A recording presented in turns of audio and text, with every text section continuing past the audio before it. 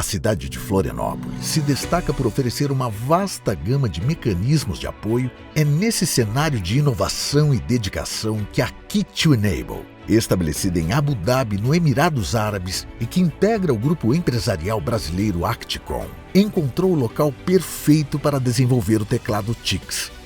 Na Key2Enable, a gente não cria apenas soluções para pessoas com deficiência.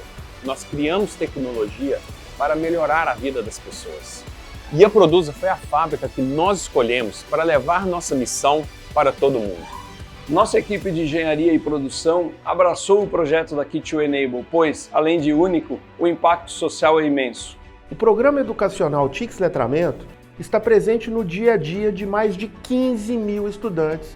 Ele contribui para a inclusão das pessoas com deficiência, criando oportunidades para que elas desenvolvam seus potenciais e tenham um futuro promissor.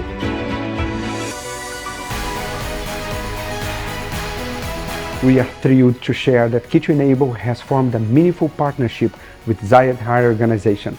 In our dedicated workshop, individuals with intellectual disabilities are not just assembling devices, they are shaping the future of assistive technology for learning in the Arab world.